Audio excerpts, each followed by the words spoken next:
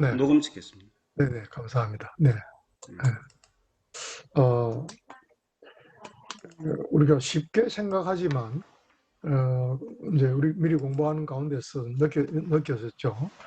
교제라는 것이 종적인 관계와 횡적인 관계를 함께 포괄하고 있는 것인데, 그리스도 중심된 삶, 그리스도가 다스리는 삶에 있어서 이 교제는 종적인 교제인 하나님과의 교제, 그리고 행적인 교제인 성도들 간의 교제, 이 두 가지를 이 과에서 함께 다루고 있죠. 그죠? 하나님과의 교제는 무엇을 통해서? 기도를 통해서. 이거 아니, 이 예배 교제에서 예배 네. 예배죠, 예배. 예배. 그 우리가 이제 기도 공부했으니까 얼른 그 개념이 그렇죠. 우리 입장에서는 기도를 통해서 하나님과 이제 반응하는 것으로서 교제하는 것, 말씀과 기도 이렇게 했는데 이 영적인 교제, 코이노니아는 먼저 하나님과 하는 교제 가운데에서 또 그리스도 안에서 성도의 교제가 있는 것이죠. 그러니까 하나님과의 교제가 정말 아주 농익은 교제가 되면 그 다음에 그리스도 예수 안에서 성도의 교제는 그 말씀에 순종하기 때문에 자연적으로 되는 거예요. 그래서 이 교제를 다룰 때 이 책이 좀 어린 신자들을 양육하는 제자 훈련, 제자 양육 성경 공부이기 때문에 영적으로 이제 막 자라는 사람들에게 이 교제를 하나님과의 교제라는 이 종적인 축을 먼저 다루고 그리고 횡적인 축을 다루고 있어요. 그렇죠? 예. 이것이 이 교제의 참 좋은 특징인 것 같습니다. 그렇죠? 예. 그래서 먼저 우리가 하나님과의 그 깊은 교제의 핵심인 예배를 먼저 다루고 있습니다. 예배를 통한 하나님과의 교제. 이 예배를 하나님과의 교제, 하나님과의 소통이라는 장르에서 보는 이 예배가 조금은 새롭습니다. 그리고 그것이 의미가 많습니다. 왜? 우리는 예배하는 존재로 그 하나님이 창조하셨기 때문에. 그렇죠? 예. 하나님이 자기 형상을 따라 인간을 지으신 이유는 바로 하나님과 교제하기 위해서. 모든 피조물이 하는 게 반응하지만 인격적인 교제, 영적인 교제는 인간만이 할 수 있어요. 그렇죠? 예. 하나님의 성품을 우리에게 나누어 주셨기 때문에 그게 가능한 거죠. 그런데 이것이 죽었다가 상실했다가 다시 그리스도 예수 안에서 영적 생명을 새롭게 받는 그런 이제 거듭남을 통해서 우리가 하나님의 자녀가 되었을 때에 새로운 생명, 이 하나님과의 소통, 하나님과의 친밀한 교제를 회복시킨단 말이에요. 그래서 우리가 성령의 도우심으로 하나님을 감히 담대히 아버지라 이렇게 부를 수 있는 관계가 되어 있단 말이죠. 그리고 우리가 하나님 나라의 시민인 동시에 하나님의 권속, 하나님의 소유된 하나님의 자녀인 그 하나님의 권속이 되었다. 이 에베소서 교회론에 그렇게 나온다. 그래서 우리가 먼저 이렇게 예배에 대해서 오늘 하나님과의 교제라는 차원에서 예배를 보는 이렇게 교제의 창으로 예배를 보는 그런 아주 재미있는 공부를 함께 하게 되겠습니다. 그래서 교재 내용을 이제 미리 공부하십시오. 그랬을 때에 큰 두 축이 예배를 통한 하나님과의 교제 그리고 서로 섬김을 통한 성도와의 교제 이 두 기둥이 있다 하는 사실을 우리가 머릿속에 전제로 넣고 이 공부하면 좋겠고 또 이렇게 이제 큰 그림을 공부하기 전에 우리 양육자로서 그 동반자에게 이렇게 좀 설명을 하고 가면 참 좋을 것 같아요. 그렇죠? 네. 자, 그러면 우리가 이 교재에서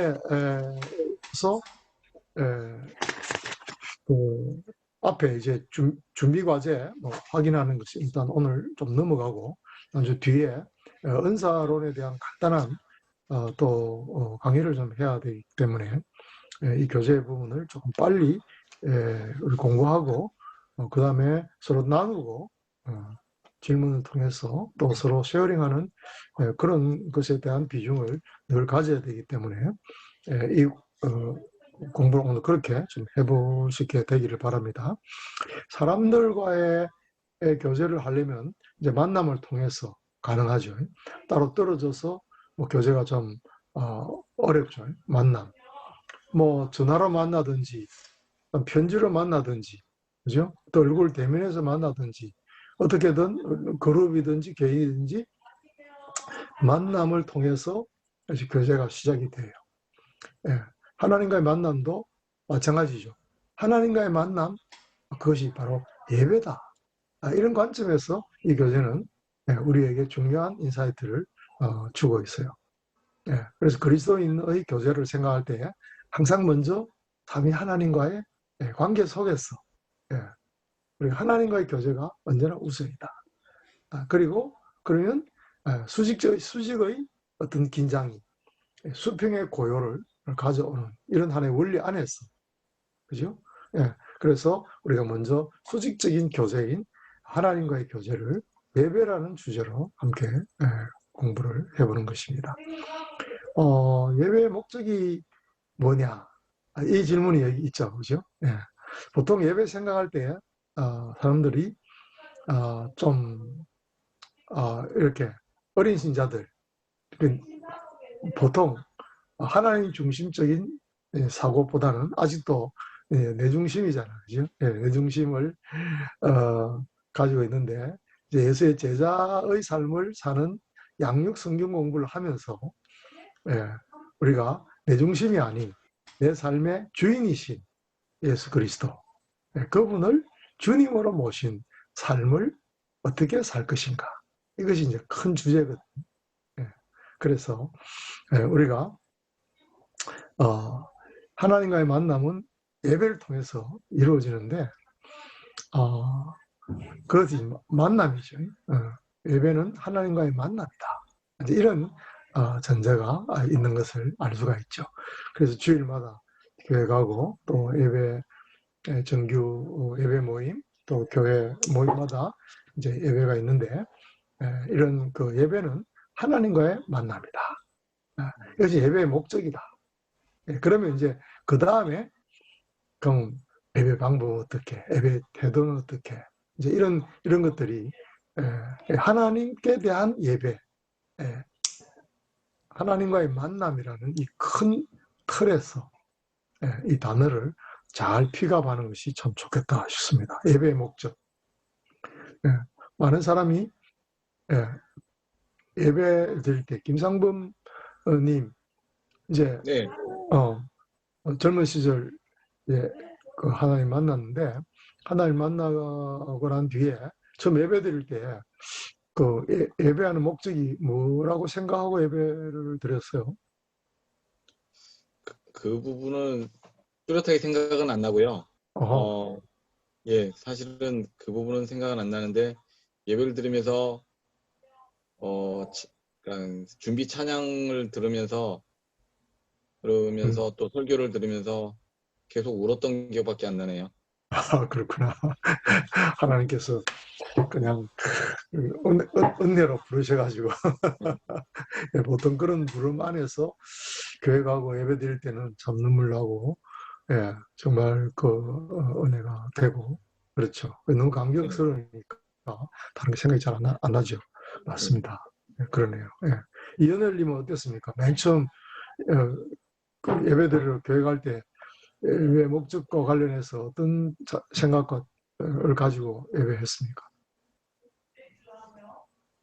처음에는 뭐 특별하게 생각 없이 그냥 예배 드리러 간다 하고 그렇게 예배 드리는 것이 예배 드리는 중에 특별히 이 마음에 와 닿는 이 말씀이나 또 은혜의 찬양을 이렇게 함께 부를 때 음, 그때 또 특별한 이제 감동이나 감격을 음, 받습니다. 근데 네, 이제 네. 그 지금 이제 요즘에는 이제 처음에는 그랬지만은 음. 요즘에는 이제 늘 이제 기대를 하고 가죠. 아, 네. 하나님이 음, 오늘은 나에게 무슨 말씀을 하시나, 음, 음. 오늘은 무슨 메시지를 저한테 주실까 아, 네, 네. 기대를 하며 가죠. 기대를 하며. 네, 네, 네, 네, 네.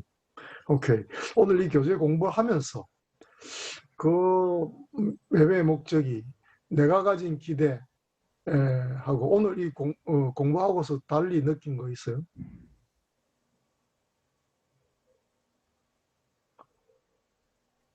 글쎄요, 뭐 어떤 음. 의미인지 잘 모르겠는데요. 어, 아니 하나님이 찾으시는 참된 예배가 있다는 걸 우리가 공부하잖아요, 그죠?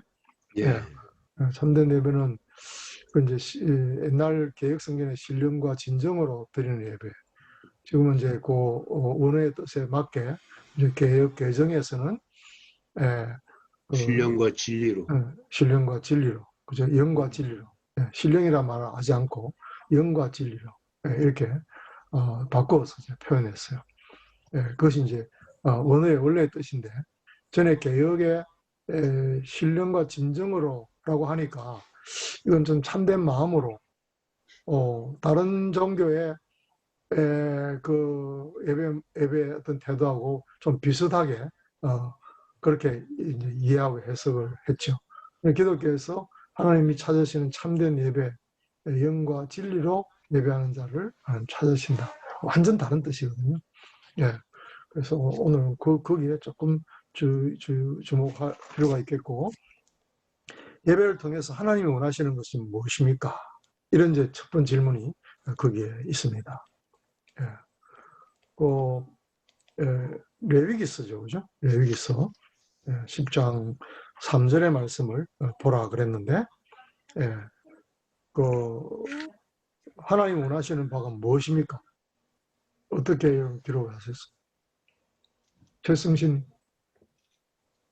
나를 가까이 찾는 자는 내 거룩함은 여기서 거룩함은 예수 그리스도의 그 십자가에 나타남이시겠고, 그리고 모든 백성 앞에서 내 영광을 나타내리라. 영광이라는 것은 하나님의 만족과 또 그 우리 죄를 구원하기 위한 제사함의 그 성취라고 음, 생각을 합니다. 네. 1번 질문이 의도하는 바가 뭘 같아요? 예배를 통해서 지금 하나님 하나님 찾는 거 하나님을 만나려고 하는. 그렇습니까? 네. 하나님의 거룩함과 영광을 나타내고자 하는 예배. 네. 하나님의 거룩함과 영광을 맛보고 경험하는 그걸 의미하는데 여러분이 지금 이 레위기 10장 이 3절이 레위기 9장과 다 연결이 되어 있어요. 이 말씀을 하시는 이제 뭡니까 배경은 이스라엘 백성들로 하여금 내 앞에 나와서 제사를 드리라, 예배를 드리라고 요구를 하잖아요. 세 가지 예배. 뭐죠? 맨 처음이 속죄제를 드리는 거하고, 그 다음에 속건제를 드리는 거하고, 그 다음에 번제, 그 다음에 화목제. 이렇게 속죄제와 번제와 화목제를 어떻게 아주 구체적인 조건을 가지고 드려라. 그리고 이 예배 드림이 있고 난 후에 하나님께서 그 백성에게 이야기하는 내용이죠. 그러니까 하나님의 거룩함, 예수 그리스도 안에서 우리의 거룩함이 아니고 하나님 자신의 거룩하신 하나님, 그리고 하나님의 영광, 그것을 찾고 만나고 경험하게 되도록 하나님께서 반응해 주시는 그 내용이죠. 그러니까 우리가 예배를 하는 예배를 통해서 하나님이 원하시는 건 뭘까요? 하나님 자신의 거룩과 영광을 찬미하고 전가받는. 그것을 경험하라는 거예요. 경험하라는 거예요. 네, 이것이 예배의 진정한 목적이에요. 그러니까 내가 은혜 받는 말씀이 무엇일까 사모하는 마음도 예배의 태도로서 매우 좋은 태도이긴 하지만 예배의 목적은 내가 아니고 하나님 당신의 어떠 그것을 경험하라는 거죠. 그것을 우리가 경험해야 그것이 하나님이 원하시는 예배예요. 그 예배의 진정한 목적은 내 중심이 아니고 하나님이 자기 영광 받기 위해서. 그래서 우리를 예배적인 인격자로 하나님이 창조하신 것이란 말이죠. 그렇죠? 그래서 예배의 중심은 내가 무엇을 얻는 것 아니고 내가 무엇을 드리는 것이거든요. 그럴 때의 예배 대상이신 그 하나님께 나아가 드리는 예배는 하나님의 거룩과 영광을 찬양하는 것입니다. 그것을 감사하고 그가 하신 기이한 일들을 선포하며 하나님께 영광을 돌리는 그거죠. 그리고 우리는 계속해서 그 하나님이 누구인지 친밀한 교제를 원하기 때문에 그 말씀 듣기를 우리는 원하는 거죠. 그래서 예배 순서에 그래서 하나님의 말씀에 선포가 있는 거란 말이죠. 그러니까 하나님의 말씀에 선포가 없는 예배가 기독교 역사에 쭉 구약 역사에 쭉 있었어요. 예. 하나님이 자기 영광을 드러내시기 때문에 그게 반응하면서 엎드려 절하는 것. 예배라는 단어의 원어는 엎드려 절하다 이거든요. 그러니까 그 영광을 나타내는 것을 우리가 보고 맛보고 경험하지 못하면 엎드려 그분께 합당한 절하는 예배가 불가능합니다. 한번 생각해 보세요. 오늘 한국 교회 예배를 한번 생각해 보세요. 지난날 내 예배를 한번 생각해 보세요. 자꾸 내가 중심이 돼 있다. 주일 예배, 내가 주일 성수하는 이 내 의야, 의. 그죠? 마땅히 들어야 할 것을 나는 지켰다. 이 내 중심인 거야. 그거는 하나님이 원하시는 참된 예배가 아니라는 말이에요. 그러니까 이 예배 개념에 있어서 내가 주일날 하나님 만나는가 안 만나는가. 핵심 거기 있죠. 내가 교회 예배 나갔을 때 그날 내가 예배 드림을 통해서 하나님 만났나 안 만났나. 그 하나님 어떻게 만나요? 하나님의 영광과 그 거룩함. 그것을 내가 영적으로 경험하고 누렸는가. 그것이 예배의 본질이기 때문에 그 예배의 본질에 내가 얼마만큼 다가갔는가. 그게 그렇게 예배를 평가해야 한다는 것이죠. 참가했나 안 했나. 내가 헌금했나 안 했나. 예배 그런 성도로서 내 중심으로 예배했나 안 했나가 아니고 하나님이 받으실 만한 예배를 내가 경험하고 있는가. 그 질문이 정말 필요한 것 같습니다. 그래서 우리가 주일 헌금을 하잖아요. 주일 헌금 왜 할까요? 나의 삶을 드린다는 대표성으로서 헌금. 11조를 드린다는 것은 10의 9를 내 마음대로 쓴다는 것이 아니고 10의 9의 대표성이기 때문에 나머지의 모든 재물도 그러니까 재물에 국한돼서는 안 되고 11조는 시간의 11조, 헌신 11조까지 다 포함해서 모든 것을 다 하나님께 드리고 맡긴다. 라는 거 그렇습니다. 주일 헌금을 왜 드릴까요? 제 질문을 다시 꼭 씹어보세요. 매주일 주일 헌금을 드립니다. 하나님께 반응하기 위해서. 하나님께 반응, 어떤 반응? 그 모든 주권자 하나님의 영광, 하나님의 그 거룩함 거기에 반응하는 거예요. 네. 하나님 공급하신 분이니까. 저는 감사로 신앙 고백이라고 생각합니다. 응? 신앙 고백. 신앙 고백이다. 네, 그러니까 하나님께서 주신 것을 모든 것을 하나님이 주셨다라는 것을 내가 고백함으로써 나의 모든 삶이 헌신될 수 있다. 라는 차원의 신앙 고백이죠. 예. 전 예배학을 좀 더 깊이 공부해 보면 하나님께 나올 때는 빈손으로 오지 말라. 구약 성도들에게 계속해서 훈련시키고 계신 것을 볼 수 있어요. 근데 그 모든 원인은 나는 너희 하나님이고 너희는 내 백성이기 때문이다. 그렇게 말씀하세요. 근데 이것이 가능해진 원인이 뭘까요? 어떻게 해서 이것이 신약 시대인 우리가 하나님의 백성이 되고 하나님이 내 하나님이 되는 이런 관계의 회복이 어떤 신학적인 기초 때문에 어떤 이유 때문에 하나님이 내 하나님이 되고 하나님은 나는 그분의 소유된 백성이 되고 언약 신약의 관점을 언약 신약의 관점을 생각을 해보라. 구약 성경 때는 송아지와 얘기하면서 재물을 가지고 나갔습니다. 그죠? 예, 예물 없이 하나님께 나갈 수 없어요. 그런데 이제는 예물 없이 하나님께 갈 수 있어요. 예수 누구 그리스도. 때문에? 예수 그리스도. 그리스도 때문에. 그래서 죽으심으로 천 가로막힌 밤을 허시고 예, 완전히 그리고 영원히 담대하게 나와. 영원히 우리의 속죄 제물이 되셨기 때문에 우리가 다른 속죄 제물을 가져갈 필요가 없어요. 그럼에도 불구하고 우리가 하나님께 예배하러 나아갈 때에 신약 시대에 우리가 바뀐 건 뭡니까? 언제든지 하나님 앞에 나갈 수 있다. 하나님께 나아가는데 주일 헌금을 왜 드리냐? 제 질문이 이 헌금 드림이 예배 순서잖아요. 하나님께 예배 드림 무슨 예배 순서잖아요. 감사의 표시고요. 아멘. 그렇죠.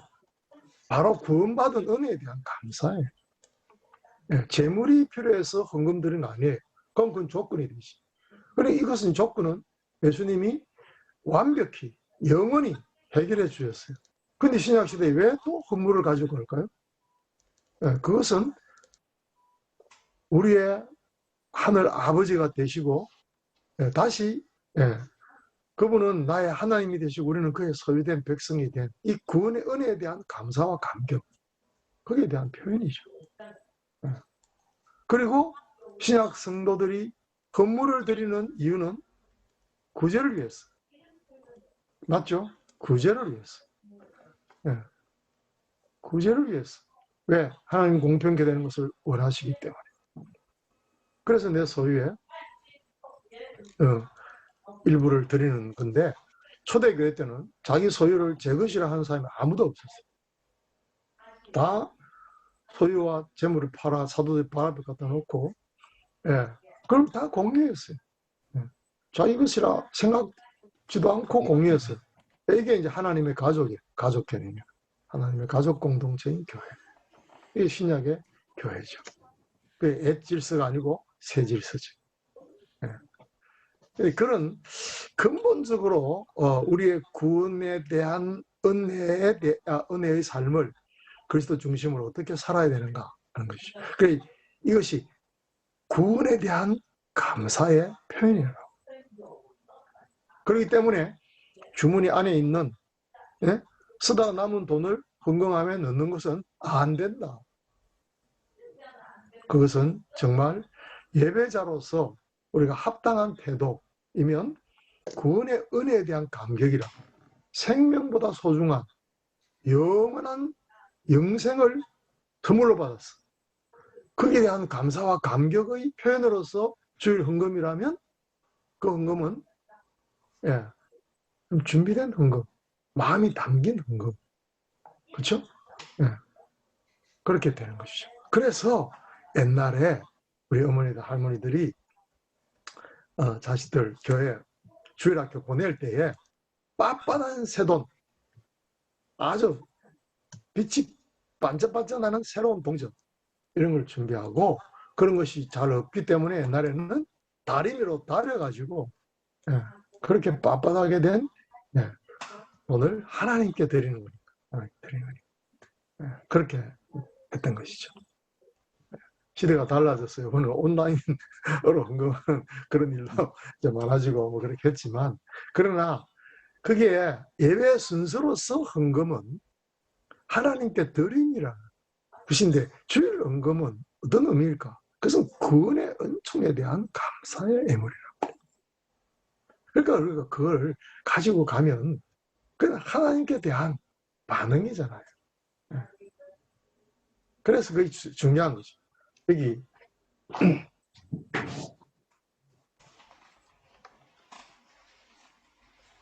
한 달에 한 번씩 은행에 갑니다. 은행에 가갖고 이렇게 이제 은행 통장에다가 이렇게 빳빳한 새돈을 일부러 헌금용으로 그렇게 20만 원 매달 제 헌금은 20만 원인데 그렇게 합니다. 감사헌금은 매월 첫 주에는 매월간 오늘도 참 만물이 읽는 6월을 만물이 성장하는 6월을 주셔서 감사합니다. 첫 주일에 그 헌금 드렸어요. 헌금할 때에 절대로 이름 쓰지 않습니다. 하나님께 드린 일이기 때문에. 이건 나중에 이제 다시 우리가 좀 이야기하겠지만은, 예배는 하나님께 드림이거든. 예배의 모든 순서에 있어서 헌금은 하나님께 드림입니다. 그래서 그게 우리의 마음과 사랑과 정성이 담기는 것이죠. 그렇게 내 이름 내고 뭐 그렇게 하기 위해서 하는 거 아니죠. 하나님의 교회 공동체를 통하여 이것이 복음과 구제를 위해서 아름답게 쓰여지도록 하나님께 드리죠. 예. 또 이렇게 우리가 구제할 때도 오른손에 하는 것을 왼손이 모르게 하는 것이죠. 은밀한 중에 보시는 하나님의 갚으심을 우리는 기대하고 믿기 때문에 그렇게 하는 것이죠. 그래야 믿음이 성장합니다. 심지어는 목회할 때 여기 박재봉 님도 계시지만은 헌금함 긴 이렇게 남들이 보지 않는 헌금함, 손을 쑥 넣어갖고 헌금을 할 수 있는, 또 소리도 나지 않는 그 이제 헌금함을 이렇게 쭉 돌리면서 헌금을 하는데, 진짜 가난해서 헌금을 할 수 없는 분은 헌금함에 손을 넣고 필요한 만큼 가져가시라. 누가 알게 주는 이 체면 때문에 그런 이제 자괴감도 있을 수 있으니까, 필요한 분은 헌금함에 손을 넣어서 가져가세요. 그렇게 헌금을 성도들이 이해할 수 있도록 하기 위해서 그렇게 한 적도 있어요. 그리고 이 헌금을 어디에 보내주세요. 이렇게 하면 반드시 그것을 그대로 보내줘. 그리고 기명으로 하는 헌금은 없습니다. 무기명으로 하나님께 드리십시오. 그런 거죠. 근데 지금 한국 교회는 성도들의 이름을 쓰게 하고 이제 감사헌금 타이라고 강단에서 막 축복기도 하나하나씩 하고, 이제 샤머니즘적인 요소가 이렇게 이제 혼합된 기독교로 들어온 거죠. 어떤 복을 빌기 위한 그런 어떤 동기나 그런 것으로 이제 헌금 드린다. 이거는 기독교적인 헌금하고는 차원이 완전히 다른 거예요.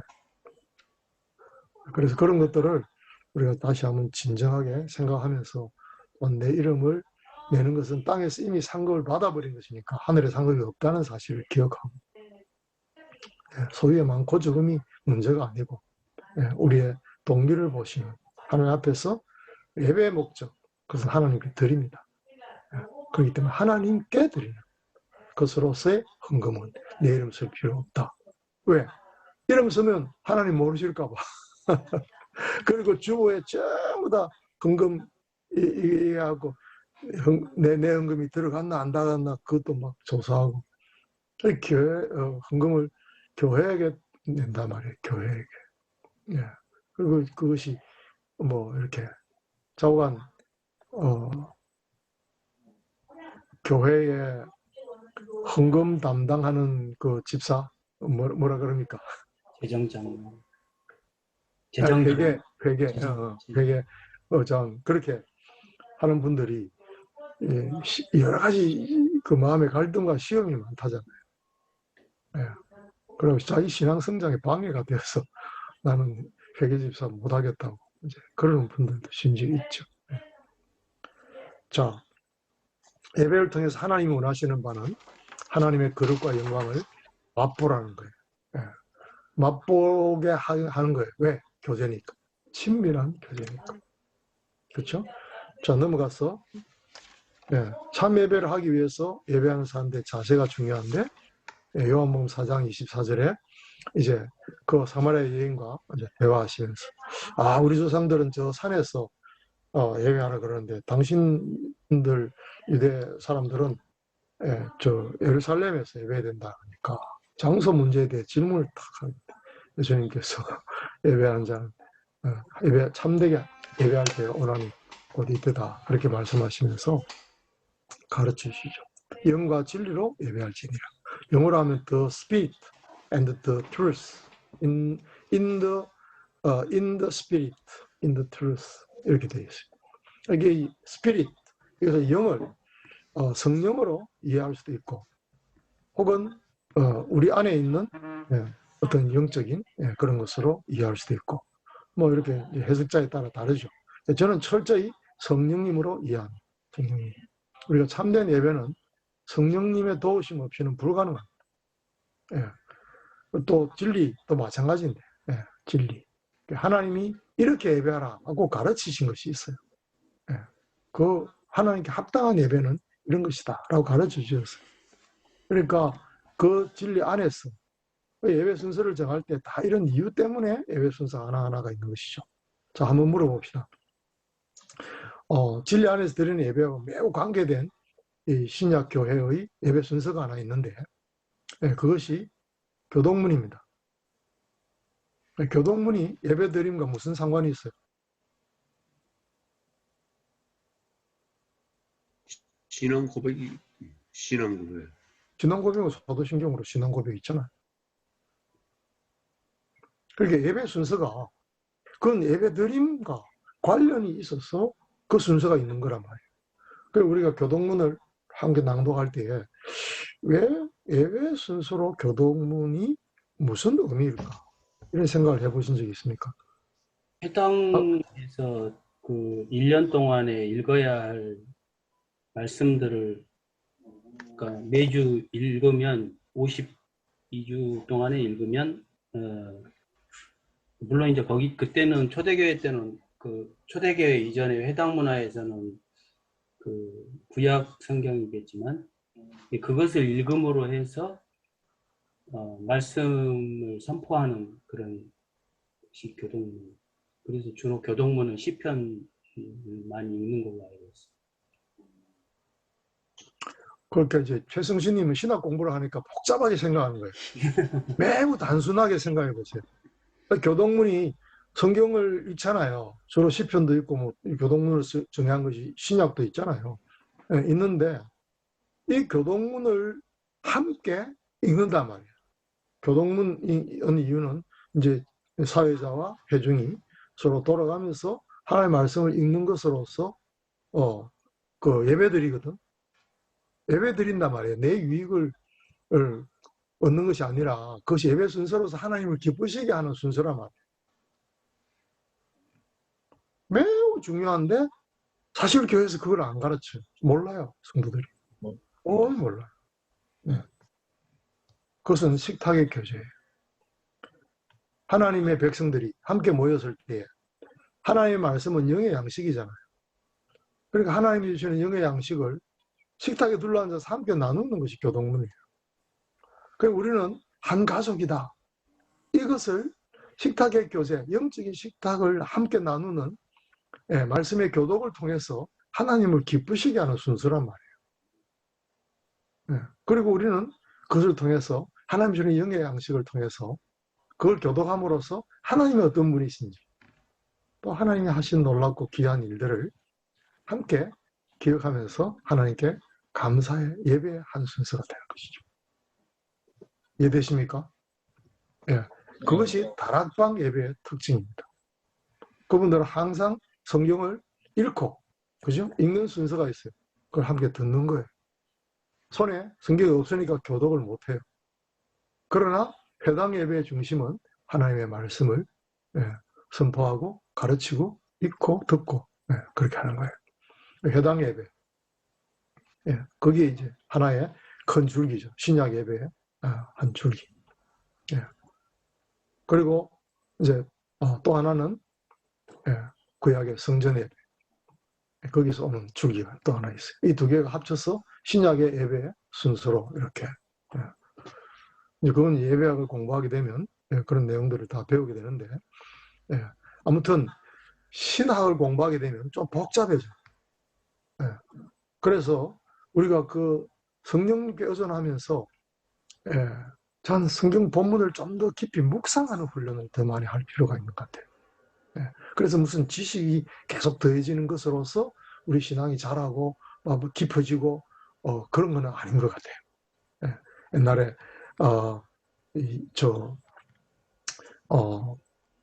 종교개혁이 생기게 된 이유는 사람들이 성경에 무지했기 때문인데, 그래서 수도원이 생겼잖아요. 그러면 수도원에서 무슨 다른 책이 있었어요? 인쇄술이 발달되어 있지 않아서 책이 없어요. 개인이 읽을 수 있는 책은 성경밖에 없어요.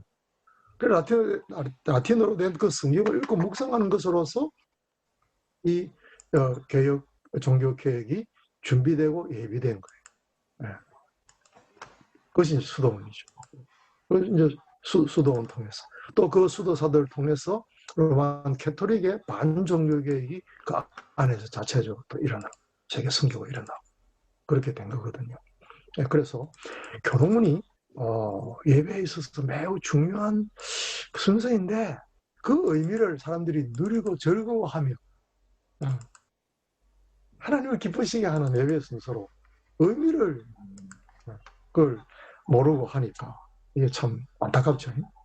처음 알았어요. 여러분 확실히 이해하고 예배 순서 하나하나가 다 하나님께 드림과 관계된 순서예요. 다 드림과 관계된 순서예요. 자, 영과 진리로 이것을 하나님이 받으시는 예배예요. 예배. 그러니까 성령님께서 우리 마음을 터치하시고 우리 마음을 열어주시고 듣는 귀를 주시고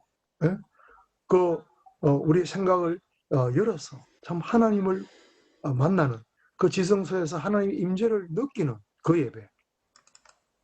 그렇죠? 오늘 이 과에서 다루는 예배는 하나님과의 친밀한 교제예요. 그럼 하나님의 친밀한 교제를 경험하는 예배가 되어야 그것이 진짜 하나님과의 만남이죠. 지성소 열렸잖아요. 그 지성소는 하나님의 임재가 가득한, 하나님의 영광과 거룩과 임재가 가득한 그 예배 때에 그 임재의 영광을 누릴 수 있는 예배였는가? 그게 핵심 중에 핵심. 내가 하나님 만났나? 오늘 예배를 통해서 그거예요. 그렇죠? 그럴 때 우리의 마음의 기쁨과 감사 그리고 치유와 능력 이런 것들이 예배 중에 막 일어나는 이유가 그런 것이죠. 예배가 그렇게 돼야 합니다.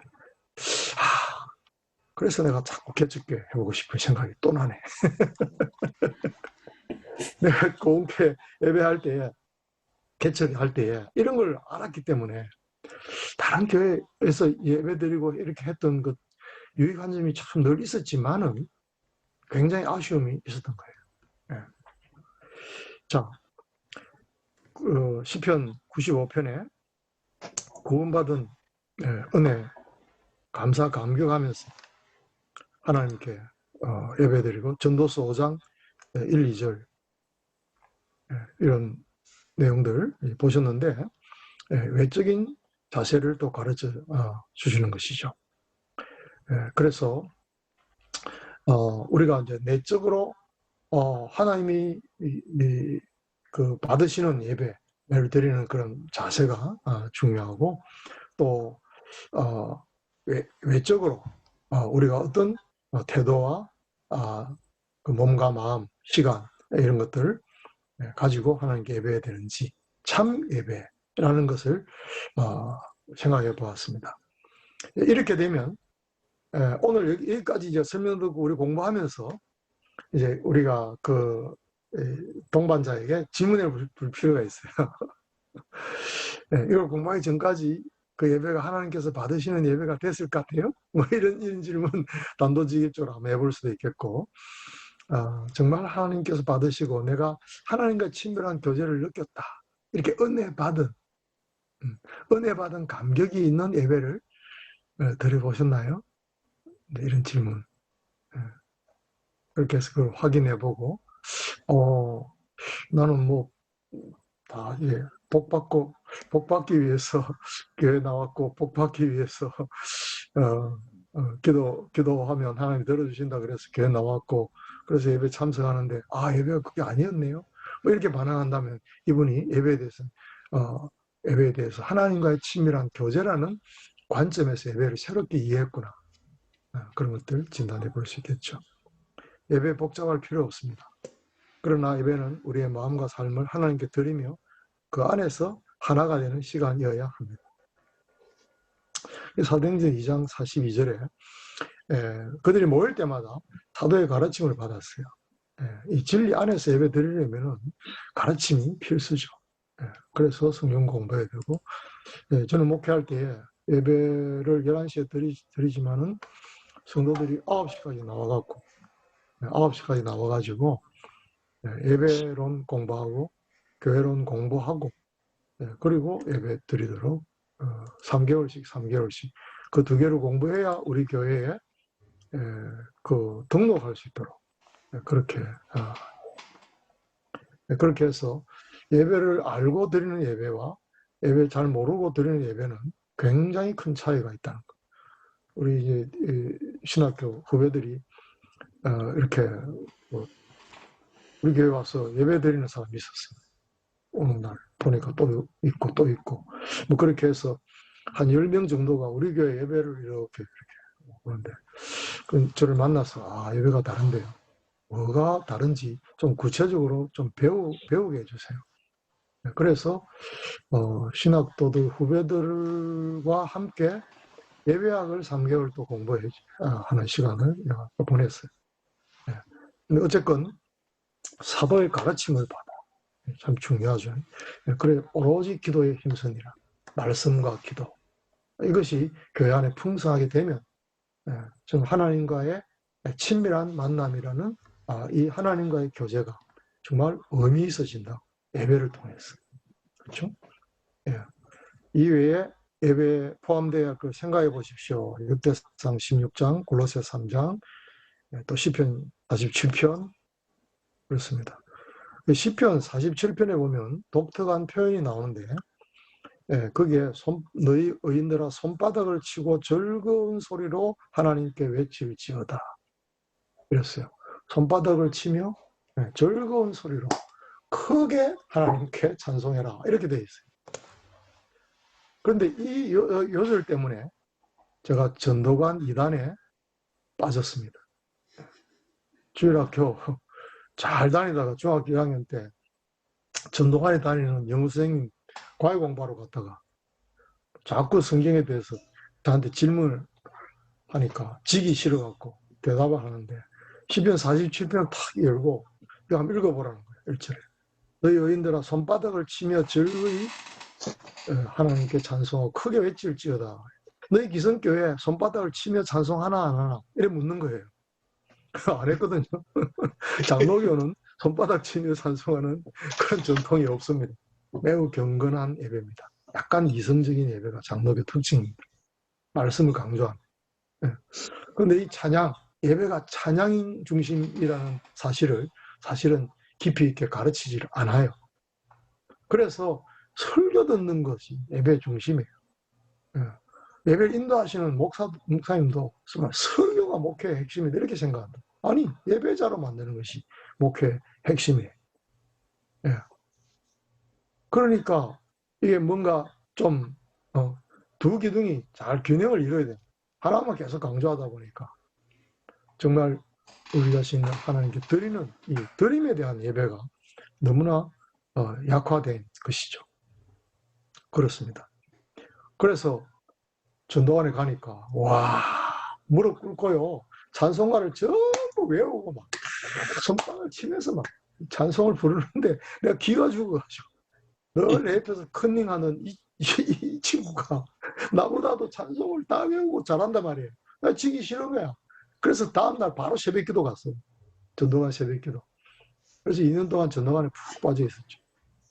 저는 중학교 3학년 때 이제 예수님 재림 다 됐으니까 나는 고등학교 안 가고 저 강원도의 제3신앙촌에 들어갈 거야. 이렇게 이제 생각을 하고 있었어요. 그런데 극적으로 우리 할머니 돌아가시는 장례식을 통해서 하나님이 저를 다시 회복시켜 주셨어요. 제 안에 저를 사로잡고 있던 사탄의 세력을 하나님 물리쳐 주셨어요. 즐거운 함성과 나팔 소리 이런 거 있죠. 지혜의 시로 하나님을 찬송하라. 그래서 어떤 교파는 시편만 찬송해야 된다. 이런 요 구절만 딱 붙들고 시편만 찬송해야 된다. 시편 찬송 요것만 강조하죠.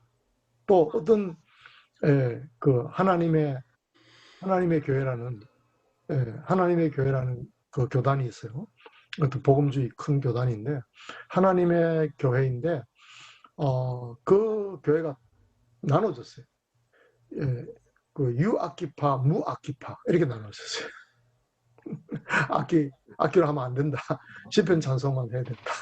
근데 시편에 악기로 찬송하라 이런 것들 다 있는데도 불구하고 그 하나님께 그 음유 찬송으로 그 말씀을 묵상해야 되기 때문에 그 이제 악기와 뭐 이런 소리에 혼을 빠뜨리지 않고 그 혼이 뺏기니까 안 된다.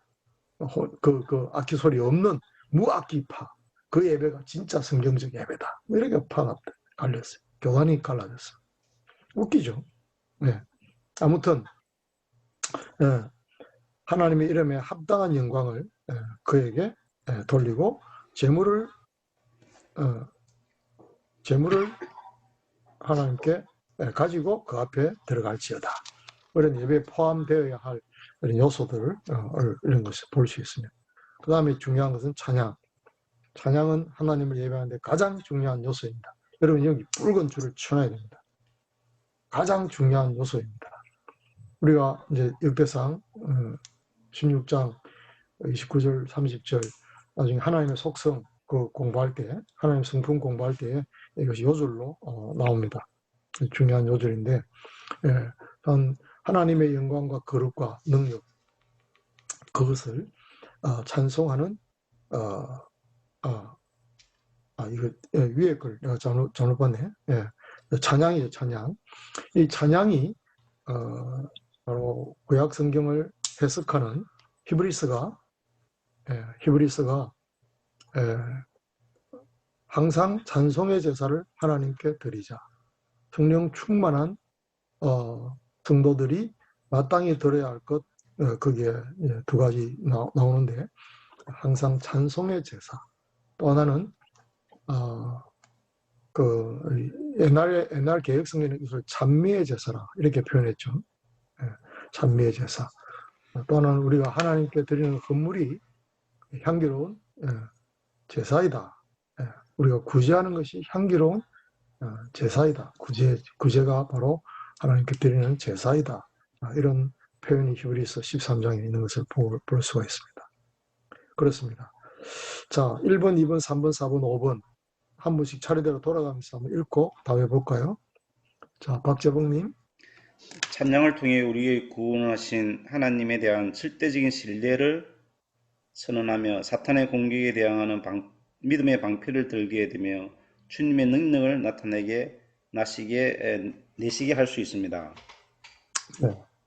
찬양은 선언이고 믿음에 대한 선언이고 또 사탄의 공격에 대항하는 그런 하나의 무기이기도 하고 주님의 능력을 찬양을 통해서 나타나게 되는 그런 은혜를 경험합니다.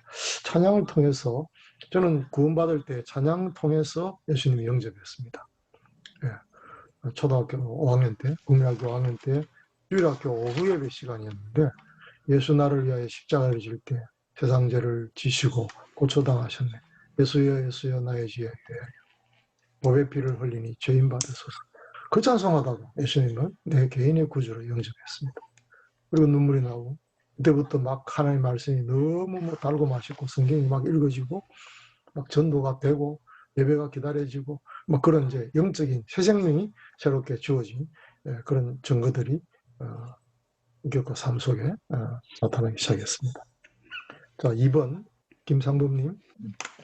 네.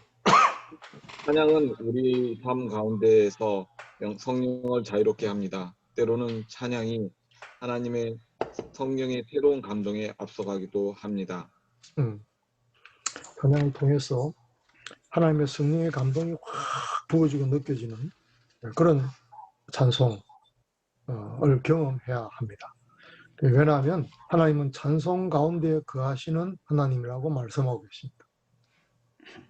내 찬송을 위하여 내가 창조한 자를 내게 오게 하라. 주님은 이사야 43장 23절에서 43장 21절에서 그렇게 말씀하십니다. 내가 나의 찬송을 위하여 창조한 자를 내게 오게 하라. 그렇게 말씀하십니다. 하나님은 찬송을 받으시기에 합당하신 하나님이십니다.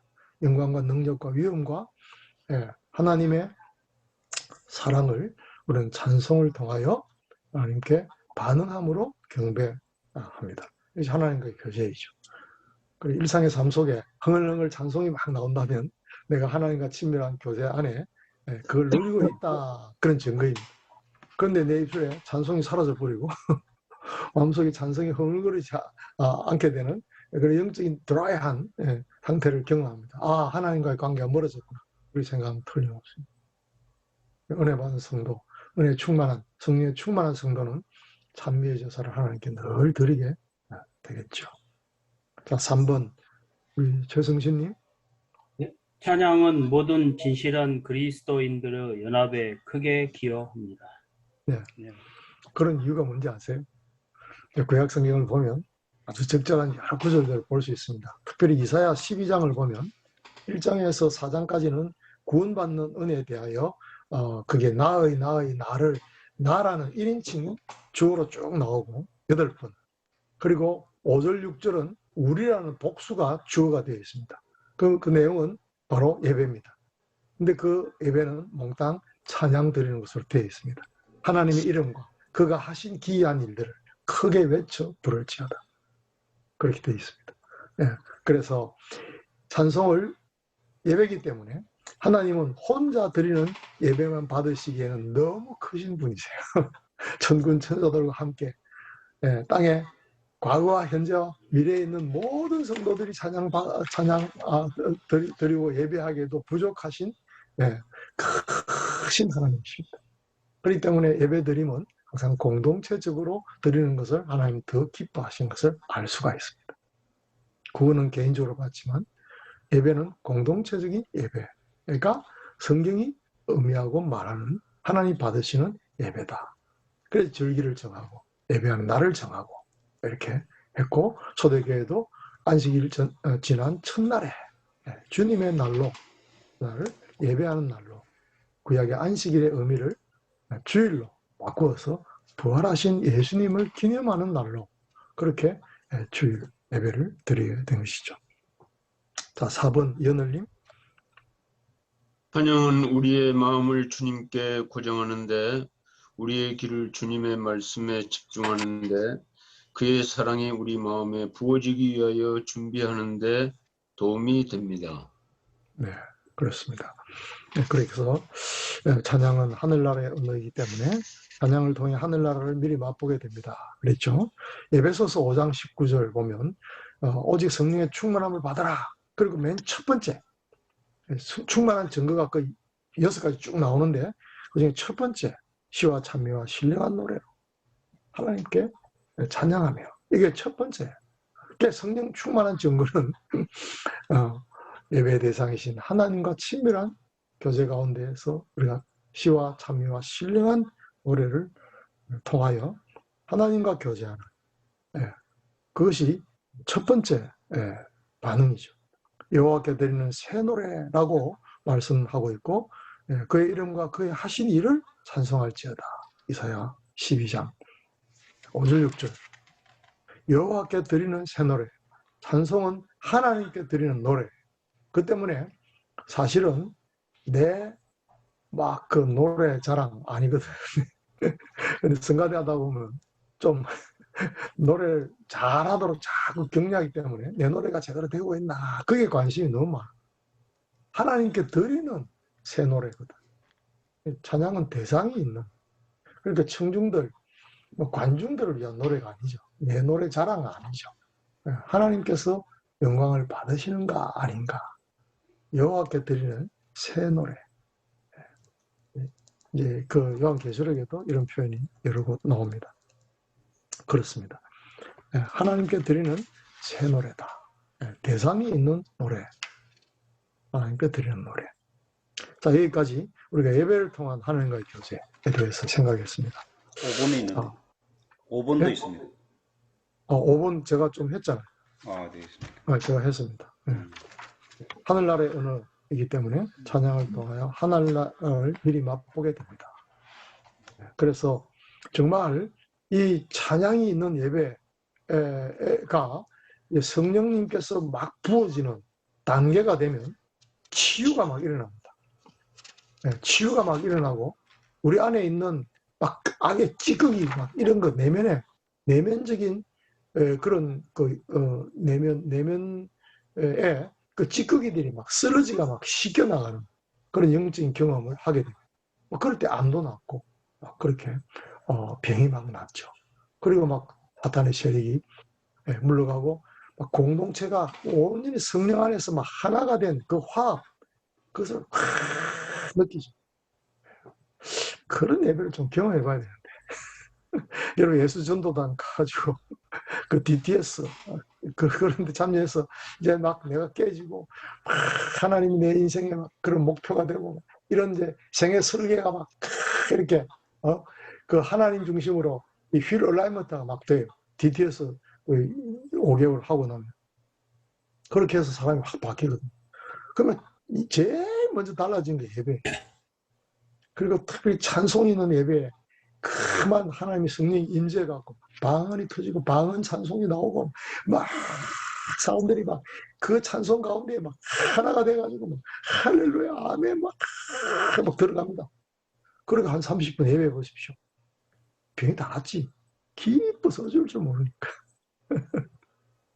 이현을님 네. 그런 예배 한번 경험해 보셨습니까? 그런 예배 드리고 있잖아요.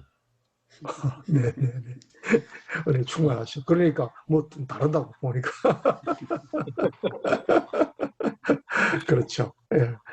그래서 예배를 인도하시는 참 담임 목사님 참 중요한 거예요. 이 예배를 이렇게 이해하면 금요일부터 예배를 준비 안 할 수 없어요. 찬양으로 드리는 예배에 대한 찬송과 첫 번 찬송은 뭘 하고 그다음에 어떻게 하고 예배 설교와 관련된 찬송으로 반응할 수 있도록 하기 위해서 그냥 찬송가를 막 몇 번인가 뒤지면서 그냥 이 주제 찬송을 찾느라고 심혈을 기울여야 되거든. 예. 그 어떤 때는 막 3번, 4번 해도 주제 찬송이 안 나와. 주여 어떡하면 좋습니까? 막 그렇게 탄식을 할 때도 있단 말이에요. 예. 그러니까 누구죠? 그 분당 우리 교회 이찬수 목사님 너무 잘하죠, 그죠? 저는 그때 어떻게 그렇게 딱 맞는 찬송을 막 통해서 그 말씀과 막 이 찬양이 막 하나님께 드려지는 그 예배 하이라이트를 그렇게 해서 딱 끝내는 와 정말 그건 탁월함이에요. 너무 부러워. 자, 우리가 한 번만 실습해 볼게요. 찬송가 21장 한번 열어볼래요. 여러분 이거 이제 앱 갖고 이거 갖고 찾으셔도 되고 찬송가 21장 제가 보험교회 개척 해서 예배할 때에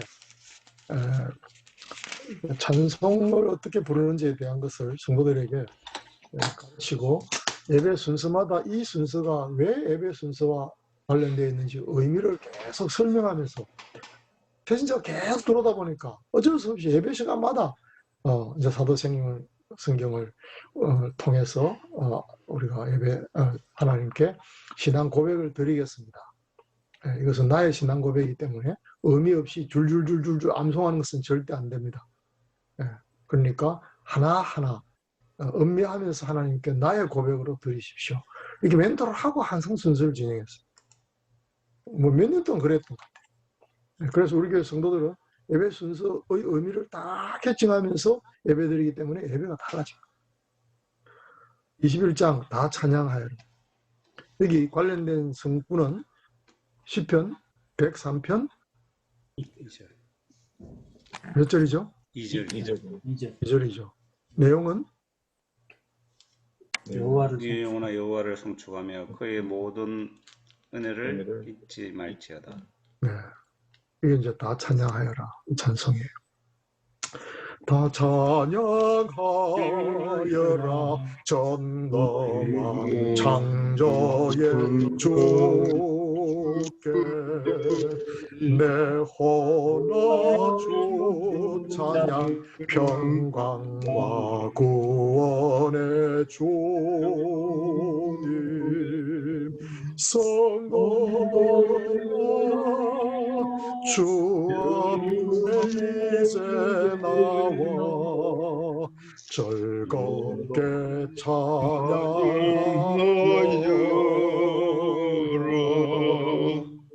자, 제 찬송에 힘이 있죠. 네, 가사를 깊이 음미합니다. 네. 내가 지금 하나님께 드리는 찬양이기 때문에 내 찬양이 내 영혼과 그죠? 마음과 뜻과 정성을 담고 있는가 아닌가 하는 것이 찬양 안에서 나타나지 않으면 그 찬송은 여호와께 드리는 새 노래가 아닌 거예요. 예배 순서로 건성으로 부르는 거지. 예. 그리고 2절 불러놓고 아이고 그냥 다음 3절인가 4절인가 몰라갖고 예. 그게 따라 부르는 그런 찬송. 그렇게 되면 그건 내가 그날 예배 안 드린 거예요. 김상범님 어떻게 생각하십니까? 많이 반성하고 있습니다. 네. 아멘이시죠? 네. 아멘입니다. 네. 자, 다 찬양하여라. 놀라운 만유의 주, 포근한 날개 및 늘 품어주시는 주님. 네. 성도들아, 주님의 뜻 안에서 내 소원은 다 이루리. 이 마음을 담아서 찬송. 네. 그 3절을 함께 불러볼까요? 다 찬양하여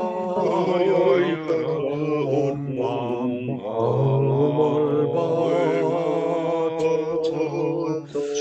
이 세상 마무리 주 앞에 다 나와 찬양 성도들아 기쁘게 소리 높여 영원히 찬양하여라.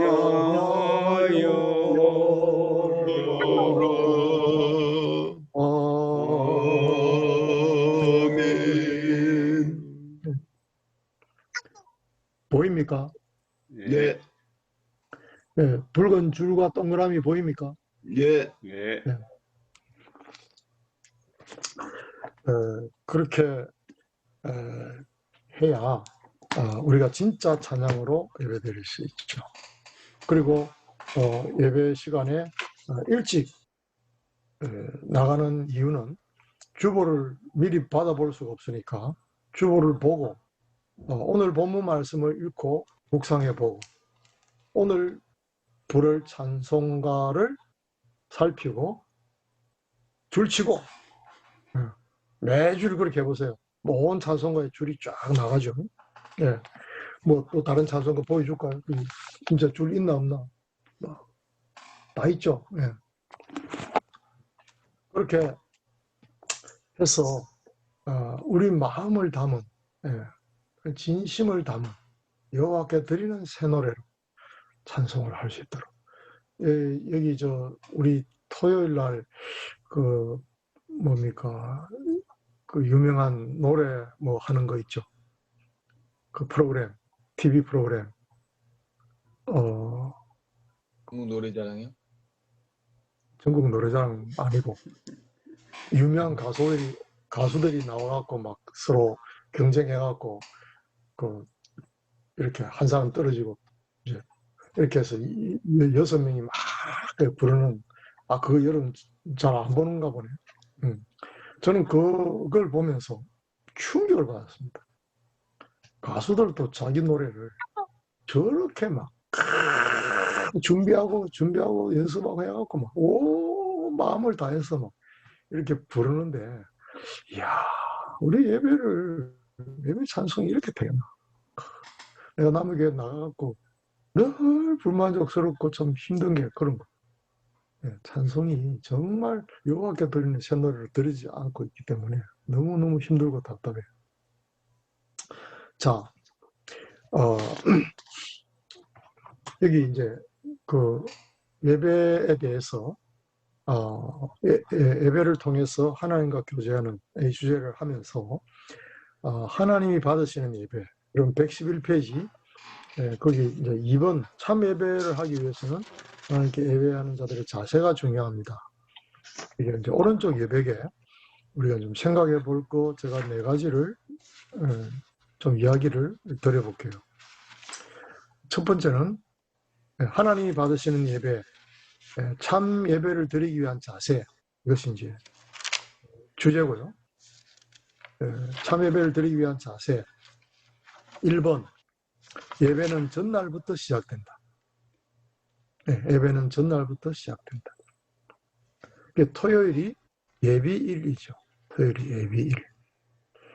주말이라서 우리는 뭐 늘 직장 생활하고 하루 좀 나름 쉬고 이런 개념으로 생각하는데, 성도들은 토요일이 예비일이라는 사실을 늘 기억해야 되죠. 많은 목사님들이 토요일 날 이발소에 가, 단정하게 이발하기 위해서. 이발하면 일주일이 기분이 좋죠. 목욕을 하면 하루가 기분이 좋고, 그렇죠? 근데 토요일은 예비일이에요. 그래서 예배는 전날부터 시작된다. 그래서 토요일 날 좀 지나친 활동, 무리한 그런 거, 또 막 다투고 싸우는 거, 이런 거, 막 화내는 거, 이런 걸 토요일 날 피하기 위해서 조심해야 되고, 그다음에 준비된 헌금을 드리기 위해서 헌금 준비를 토요일 날 하는 거죠. 주일 날 아침 일찍 이렇게 하는 것도 필요하지만, 이렇게 헌금, 하나님께 드리는 그런 헌물의 제사, 그 다음에 일찍이 자야 되죠. 일찍이 자야 됩니다. 때로는 주일 방해받지 않기 위해서 장보기 이런 것들을 미리 하죠. 주일날 장사 안 하는 그런 좋은 전통들이 있었죠. 평양에는 주일 되면 가게 물건을 살 수가 없을 때 다 문 닫기 때문에, 옛날 동방의 예루살렘이었을 때 어떤 동네, 강원도 어떤 동네인데 읍인데, 그 읍에 한 3,000명 사는 지역인데요. 수요일 날 선교사님이 방문을 했는데 너무 늦게 이제 가게 되었어요. 보니까 마을에 불이 2개만 켜져 있는 거예요. 아직 좀 밤 8시 깜깜하긴 하지만 집집이 불이 안 켜져 있고, 왜 저기 환한 불이 2곳만 켜졌나? 그랬는데 수요 예배를 드리기 위해서 그 지역 3,000호의 마을에 온 사람들이 다 예배당에 모여 있는 거예요. 한 예배당은 3,000명, 한 예배당은 한 1,500명. 이렇게 예배당에 성도들이 다 모여가고 있는 거예요. 우리 참 부흥 이야기, 조나단 코포스가 쓴 성령이 한국을 휩쓸었을 때라는 그 보고서, 한 달간 한국 교회를 순회하고 그 70페이지 되는 보고서를 썼는데, 거기에 그 내용이 나옵니다. 그래 늦어가지고 산길을 넘다가 늦어가지고 마을에 도착했는데 예, 그렇게 두 곳에 사람들이 다 모여갖고 수예배 드리고 있더라. 뭐 그런 예, 놀라운 이야기도 있습니다. 어쨌건 미리 준비된 예배를 드리기 위해서 예배는 전날부터 시작된다. 토요일은 예비일이다.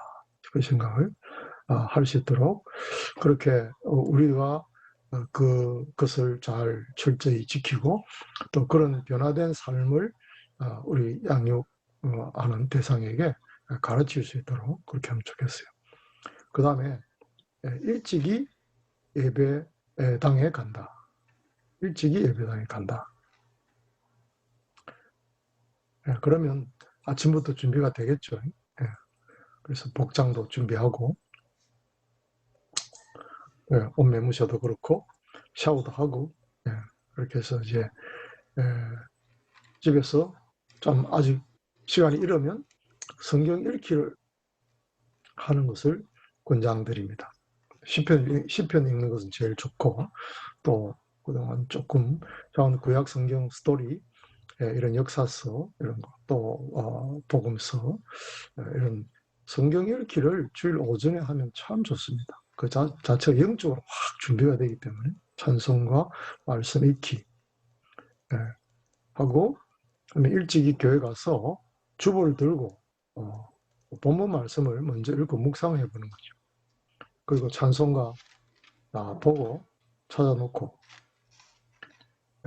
그 다음에 설교를 기록하고 그건 좀 이따가 그리고 예배를 위해서 감사하며 간구하고 예배를 위해서 기도하고 그런 것이 일찍 가는 이유입니다. 일찍 가서 그렇게 하는 것이죠. 한국 교회 이제 이런 준비가 개인적으로 잘 하는 거 훈련이 안 됐기 때문에 준비 찬송이라는 걸 늘 합니다. 나는 그게 참 나쁜 거라고 생각합니다. 그렇게 훈련하면 안 되죠. 미리 준비된 예배를 드릴 수 있도록 사전에 다 이렇게 할 수 있도록 계속해서 교육하고 훈련하고 준비 찬송을 하면 사실은 이런 일을 할 수가 없어요. 일찍 가갖고 말씀 읽고 묵상하고 찬송가 사갖고 줄치고 또 교동문 읽을 거 미리 이렇게 찾고 요즘 영상으로 다 보여주는 것도 정말 좋지 않은 방법. 내 생각과 마음이 담기는 그 과정이 생략돼요. 그리고 뭐 조그만 예배당에도 뒤에 큰 스크린으로 앞에 서서 충분히 대면하면서 이렇게 교제할 수 있는데도 불구하고 큰 스크린 해갖고 막 영상을 이렇게 해갖고 그냥 참 이런 것들이 굉장히 예배에 방해가 되는 것이죠. 그리고 경건한 예배, 하나님께 집중하는 예배를 드리는데 엄청나게 방해가 되는 그런 많은 요소들이 있다는 것도 기억해 보시면 좋겠어요. 세 번째로는 예배 중 하나님께만 집중한다. 이 훈련이 참 중요해요. 엉뚱한 생각 자꾸 들어오잖아요. 그죠? 그리고 하나님께만 집중하려고 애를 써야 돼요. 그래서 이제 찬송가도 막 가사를 줄치고 동그라미 치고 이렇게 해놔야 그 찬송가의 가사를 마음에 담아 하나님께 드릴 수 있고 집중할 수 있기 때문에 그렇고 또 하나는 그 예배 기도할 때 대표 기도 하잖아요. 그때 이제 이렇게 뭐 눈 감고 있지만은 생각이 자꾸 뺏길 때 있습니다. 복잡한 여러 가지 일들이 많아서. 그래서 그 대표 기도할 때 기도 한 구절 끝날 때마다 아멘, 아멘으로 반응하는 거예요. 소리를 크게 하면 오히려 방해되기 때문에 그럴 필요는 없지만은 우리 마음으로 작은 목소리로 아멘, 아멘 그러는 거예요. 그럼 집중이 되죠. 설교들도 마찬가지인데 설교를 기록하는 것은 집중하는 데 큰 도움이 되거든요. 그 외에도 여러 가지 유익이 있는 것을 우리가 미리 나누었습니다. 그렇죠? 그다음 네 번째 중요한 일이 있는데 우리가 이제 신앙생활을 쭉 오래 하다 보면 예배 봉사를 하게 됩니다. 봉사 당번 이렇게 되기도 하고 또 저기 영상실에서 봉사하기도 하고 뭐 찬양으로 봉사하기도 하고 헌금 수전 봉사도 하고 이렇게 이제 봉사의 일이 있으면 그것이 이제 내 차례가 되었고 잘 감당하기 위해서 마음이 거의 담기기 때문에 자꾸 예배하는 데 집중하지 못하고 하나님을 향하여 내 마음을 고정하지 못하고 자꾸 봉사 일에 마음이 뺏겨가고 예, 자꾸 둘러보게 되고 생각하게 되고 부스럭부스럭 혼자서 그것도 준비하게 되고 그럴 수 있죠. 예, 특별히 안내하는 분들 예. 그런 분들이 예배를 잘 못 드리거든요. 그럼 어떻게 하면 되겠어요? 그런 봉사하는 분들이 예배를 잘하게 하려면 어떻게 하면 되겠어요? 여러분 이제 경험이 있으니까 한번 나눠보죠. 시간을 철저히 지키게 하면 되죠. 자, 예를 들어서 내가 안내하는 봉사 당번이 되었어요. 예배는 시작되었습니다. 그 되었기 때문에 내가 예배자가 돼야 돼요. 그런데 대개는 그렇게 못합니다. 늦게 오는 사람들이 하도 많으니까 그걸 또 나눠줘야 되니까 그리고 자리 안내도 해줘야 되니까 예, 뭐 자리가 좀 긴 장의자이기 때문에 불편하죠. 예, 그래서 안으로 좀 미리 앉게 하고 뭐 이렇게 해서 예배를 돕는 자지 예배하는 자가로 그렇게 주의를 못 지난단 말이에요. 그래도 되는 거예요. 그 내가 드린 예배 예배 봉사자가 되었을 때에 안내 당번이 되었을 때에 그럼 내 예배는 어떻게 된 겁니까? 방해받죠? 방해받죠. 개인적으로는 초신자일 때는 예배가 집중이 되는데 이제 조금 교회에서 일을 하니까 예배를 집중하는 건지 일을 하는 건지 좀 그럴 그렇죠. 때가 솔직한 그렇죠. 말로 있는데 네. 그래서 저는 그래도 성가대도 안 하니까 좋은 게 성가대 하는 분들은 들락날락 하면서 집중이 될까 그런 생각은 좀 해봤습니다. 그럼 어떻게 해결할 수 있을까요? 참 그게 자, 이 케이스 여러분이 교회 지금 중직자잖아요. 그러면 어떻게 제안하고 어떻게 개선하고 그럼 예배자로서 예배 봉사하는 사람들이 예배를 잘 드리도록 해야 되는데 그건 이제 목회자들이 그것까지 충분히 계산하고 배려하고 그 잘 못하죠. 또 어떤 목회자들은 예배 사회하기 때문에 자기 자신은 예배를 안 드리는 사람이 되어 있는 거예요. 예배자가 아닌 거예요. 네. 그 은퇴한 목사님들이 서서 예배하다가 은퇴하고 앉아서 예배하니까 진짜 예배가 되더라. 그런 이야기를 하시는 걸 듣기도 했어요. 어떻게 해결하겠어요? 사실 오늘 말씀하시는 걸 들으니까 예배를 제대로 드리질 않는 것 같다는 생각이 확실히 듭니다. 네. 그러니까 이게 예배의 성공이 인생의 성공인데 예배자로 하나님 창조하셨기 때문에 예배에 성공해야 되는데 이게 봉사하느라고 예배가 안 된단 말이에요. 어떻게 해결할까요? 해결해야죠. 해결 안 해도 됩니까? 괜찮아요? 약속을 잘 지킬 수 있도록 시간을 철저히 지키게 하는 거죠.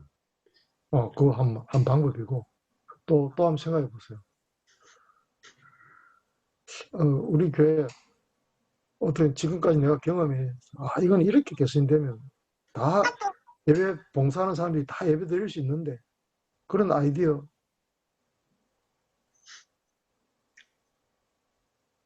그러니까 굉장히 단순화시키는 게 제일 좋은 것 같습니다. 제가 볼 때 그래 구체적으로 어떻게 하면 좋습니까? 네. 박재봉님 아이디어 맨인데 1부, 2부 예배 드리는 교회에서는 1부 예배를 집중적으로 드리고 2부에 봉사하도록 하는 방법은 하나 있을 것 같고요. 네, 맞아요. 큰 교회는 그렇게 해서가 좀 됩니다. 그다음에 그 1부만 드리는 그런 예배에는 이 예배 드리는 자들, 그러니까 봉사하는 자들을 먼저 사전에 와서 그 예배에 집중할 수 있도록 하는, 그러니까 사전에 그 말씀을 묵상하고 기도회를 하고 해서 그 예배 준비하는 과정 속에 먼저 전적으로 하나님 앞에 드리는 그런 예배가 되면은 그러면은 그 말씀을 그 봉사하더라도 목사님 말씀에 그 말씀이 집중적으로 내 속에 들어와서 예배에 동참할 수 있지 않겠나 이런 생각이 듭니다. 오케이. 아, 그건 좋은 아이디어네요. 그러니까 예배 봉사자들이 미리 와서 기도해야 하는 거죠. 예. 그러면서 오늘 주보를 놓고 우리 좀 전반부에 예배 집중을 못하니까 이거 미리 좀 이거 묵상하고 그렇게 해서 보충하자. 그런 방법으로라도 좀 해소를 하고 노력하자. 그 참 좋은 아이디어예요. 네. 좋네요. 네. 뭐 여러 교회들이 예배 순서를 맡은 사람들이 미리 모여서 목사님하고 잠시 기도하고 강단에 올라가는 이런 경우는 있어도 예배 봉사자들이 미리 모여갖고 준비 기도회를 하고 좀 자기의 예배를 위해서 그렇게 초점을 맞춰서 해결하기 위한 노력을 하고 그건 아주 굿 아이디어네요. 이제 제가 경험한 거 또 제가 아이디어 있는 건 뭐냐면 예배 시간 정시가 되면 문을 닫아요. 예배당 문을 닫는 거예요. 그리고 아내자들이 다 안에 들어와서 앉아서 예배 시작하는 거예요. 그냥 버리고 묵상 기도할 때부터 그렇게 하는 거예요. 문 닫아버리고. 늦게 오는 문은 사실은 이제 이 앞에 전반부 대표기도 하기 직전까지 못 들어오게 하는 거예요. 밖에서 그냥 소리만 듣고 서서 예배 드리도록 하는 거죠. 그러면 굉장히 훈련이 됩니다. 실제로 훈련을 시키는데 어떻게 훈련을 시킬까요? 뭐 말로 해도 안 듣는데 어떡할 거예요? 그러나 문 닫으면 이거 이제 슬기로운 5처녀하고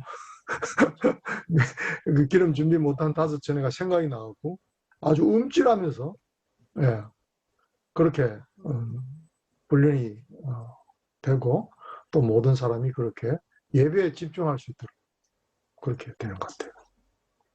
그리고 이제 어린 아이들 데리고 드리는 예배가 있잖아요. 구역 예배도 있고 또 이렇게 함께 가정 예배 드릴 때도 있고. 근데 이 예배에 하나님께 집중하는 것이 예배다. 예배는 하나님께 드리기 때문에 하나님께 집중해야 돼요. 이것을 부모가 잘 실천하지 못하면 아이들이 뭐 집중을 합니까? 그 뭐 남자아이들이 잘 됩니까? 뭐 딴짓하고 막 이렇게 될 수밖에 없죠. 그런데 그 훈련이죠. 어릴 때부터 부모가 그 모험을 잘 보면서 하나님께 집중하는 예배. 자, 4가지 이야기 드렸습니다. 예배는 전날부터 시작된다. 그 다음에 일찍 예배당에 가서 준비하는 예배가 되어야 한다. 그리고 3번째는 예배 중 하나님께만 집중하도록 노력한다. 그래서 예배 기도할 때도 아멘 아멘, 찬양할 때도 가사에 집중하고 찬송가 가사에 줄치고 동그라미 치고 설교를 기록하고 그런 방법으로 전 마음을 뺏기지 않고 예배에 하나님께만 집중하는 예배를 드릴 수 있도록. 4번째는 뭐죠? 예배 봉사 일을 하는 분도 예배자가 될 수 있도록, 설교자를 포함해서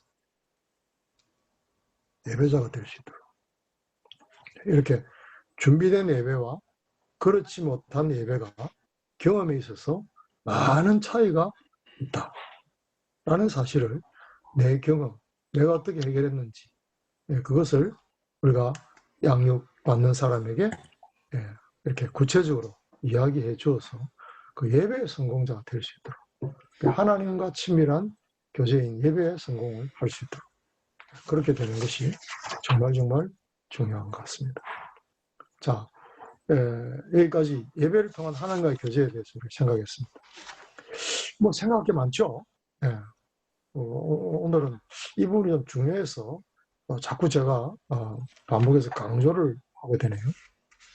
만약 이 부분이 해결이 되면 성도 간의 교제, 하나님과 친밀한 교제에서 영적으로 내가 은혜 충만한, 성령 충만한 삶을 살면 사실 성도 간의 교제는 하나님 말씀을 순종하면서 다 이렇게 물어듯이 갈 수 있어요, 사실. 자, 쭉 그냥 큰 것만 읽어봅시다.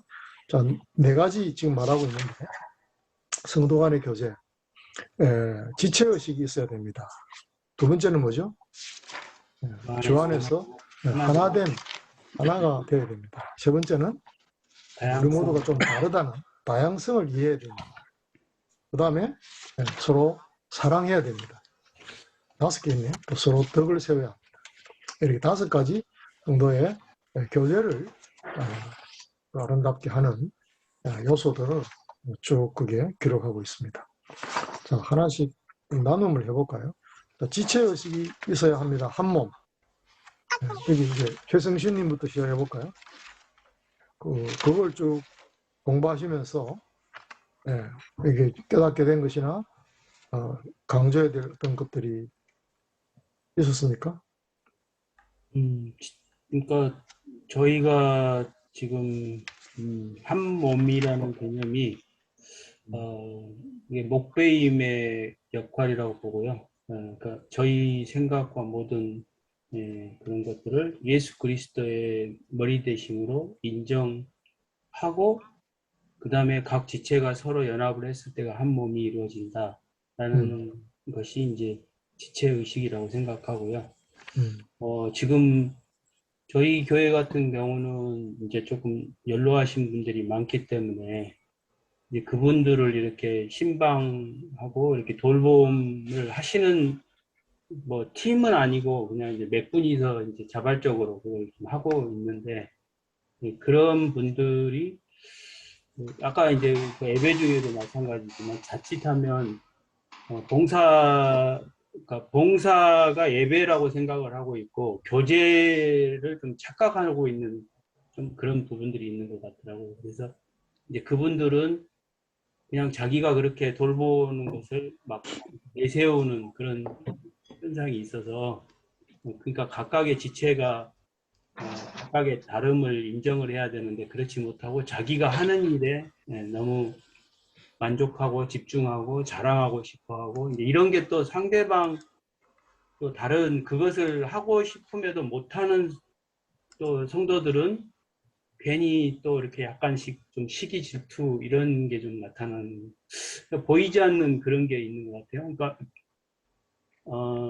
그러니까 지체라는 게 손도 있고 눈도 있고 귀도 있고 이렇게 해서 어떤 분들은 뭐 차량 봉사, 어떤 분들은 이렇게 돌봄 봉사, 뭐 이렇게 신방 봉사 이렇게 인정을 해줘야 되는데 나는 좋은 걸 하고 있고 너는 좀 안 좋은 걸 하고 있다. 뭐 이런 경쟁 의식, 뭐 이런 게 있는 것 같아서 이번에 이걸 공부하면서 많이 좀 깨우친 것 같습니다. 네. 예, 감사합니다. 성경 암송을 우리가 해봅시다. 로마서 12장 4절 5절. 우리가 이와 같이 우리 많은 사람 아니 여기 화면 공유했습니다. 보세요. 화면 공유. 한 지체 우리가 한 몸에 많은 지체를 가졌으나 모든 지체가 같은 마음을 가진 것이 아니니 기능을 가진 것이 아니니 모든 지체가 같은 기능을 가진 것이 아니니 이와 같이 막 급해갖고 여러분 아니야. 지금 답이 안 나왔어. 여러분이 지금 좀 이렇게 이제 바쁘게 이렇게 하고 요절 암송을 지금 거의 안 하는데 이렇게 하면 나중에 이제 그 사람들 가르칠 때 어떻게 할래요? 가르칠 때 어떻게 할래요? 우리가 제자 양육 성경 공부를 하는데 화요 성경 공부 모임은 성경에 집중해갖고 이 요절은 최소한 2구절 암송을 해야 이 요절이 전체 공부를 쫙 이렇게 끌고 가는 하나의 그 바퀴란 말이죠. 수레바퀴 2바퀴인데 요절을 암송을 해야 돼요. 우리가 한 몸에 많은 지체를 가졌으나 그래서 내가 일부러 이렇게 만들어 본 거예요. 모든 지체가 같은 직분을 가진 것이 아니니 직분을 가진 것이 아니니 뭐 기능이죠. 기능인데 직분을 가진 것이 아니니 이와 같이 우리 많은 사람이 그리스도에서 안에서 한 몸이 돼요. 한 몸이 되어 서로 지체가 되었다. 서로 지체가 되었느니라. 자, 지난번에도 그랬지만은 여러분이 암송하는 거 다시 생각을 좀 많이 하시기 바랍니다. 한 몸에 많은 지체를 가졌는데 지체가 다 다르단 말이에요. 그 이제 그 직분이라고 표현했는데 우리가 예수 안에서 한 몸이 되어 서로 지체가 되었느니라. 그렇죠. 이게 이제 1번에 지체의식이 있어야 한다. 여기서 우리가 받은 교훈은 뭐예요? 이런 공부하고 내가 이 부분에서 특별히 내가 좀 깨달음이 있고 또 내가 가르치려고 할 때 이 점은 강조해 줘야 되겠다. 뭐 그런 거를 지금 함께 지금 나누는 거예요. 자꾸 나누면 하는 이유는 바로 그거예요. 그러니까 한 지체기 의식이 있어야 성도 간의 교제가 된다. 지금 주제는 성도 간의 교제잖아요. 피차 섬김을 통한 성도 간의 교제. 그러니까 지체가 역할을 해야 몸이 정상적으로 기능을 하죠. 예. 여기서 우리가 교회는 예수 그리스도의 몸이고 그것이 한 공동체, 영적인 유기체다. 아주 중요한 단어를 제가 말씀드렸는데 교회는 영적인 유기체다.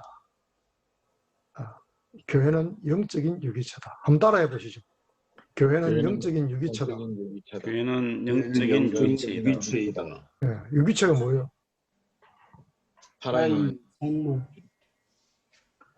살아있다는 거. 개념은 여러분 얼른 이해를 하시겠는데 유기체 반대말이 뭐죠? 무기체. 무기체죠. 무기체. 네. 그럼 무기체는 뭘까요? 자, 사전을 찾아보면 광물이나 공기 등 같이 무기물로 이루어져서 상호 기능하는 생활 기능이 없는 조직체다. 이게 무기체예요. 그럼 유기체는 뭘까요? 많은 부분이 일정한 목적 아래 통일되고 조직되어 각 부분과 전체가 필연적 관계를 가지는 조직체이다. 이거예요. 오늘 이 요절이 말하는 바가 바로 이거예요. 이게 지금 교회론 우리 공부하는 거예요. 교회론 공부하는데 지체. 교회는 그리스도의 몸이요. 우리는 그 지체의 각 부분이다. 그래서 서로 섬김을 통한 성도의 교제, 지체가 기능해야 된다. 다른 직분을 우리가 가지고 있기 때문에. 그래서 고린도전서 12장 14절부터 26절 긴 내용이 있는데 그 이제 끝에 요약은 너희는 그리스도의 몸이요 지체의 각 부분이니라. 시간이 있어서 여러분이 고린도전서 12장 14절 26절을 다 공부하고 온 것으로 지금 전제하고 제가 이렇게 하는 거예요. 눈 있고 귀가 있고 그렇죠? 눈이 다 눈이면 어떡하고요? 그렇죠? 우리는 지체의 각 부분이다. 그런데 성경에 보면 지체의 적은 것, 이 보잘것없는 것을 하나님 더 귀중히 여기셔서 사용하신다. 그러므로 우리는 그리스도의 몸이고 지체의 각 부분이라는 사실을 기억하고 기능해야 된다. 이게 이제 요점이죠.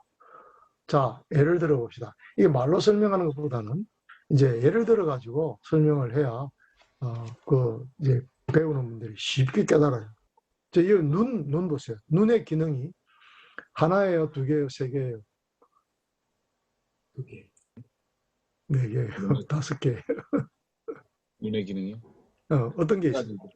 한 가지요. 보는 거죠. 보는 거. 메인은 보는 거죠. 보는 거. 그런데 눈에 소속된 지체가 몇 개 더 있어요. 뭐가 있습니까? 눈 위에 눈썹이 있죠.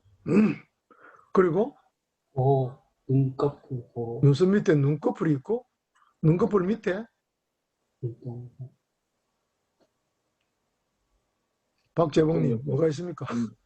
網膜, 속눈썹. 그렇지. 눈꺼풀 밑에 그 안에 이제 눈이 있죠. 그 벌써 4개야. 이 눈의 역할과 관련된 게 4개인데 덜 중요한 것을 더 요긴하게 하나님이 사용하신다. 이렇게 지금 설명하고 있어요. 예, 고린도서 12장 그 14절에서 26절까지 그런 내용이 상세히 설명되어 있습니다. 자, 그러면 생각해 보세요. 자, 지금 우리가 이걸 가르친다고 생각하고 이 눈 중에 별로 필요 없어도 되는데 생각되는 게 어떤 거죠? 아까 4개 중에 뭐 어떤 게 제일 불필요한 것 같아요?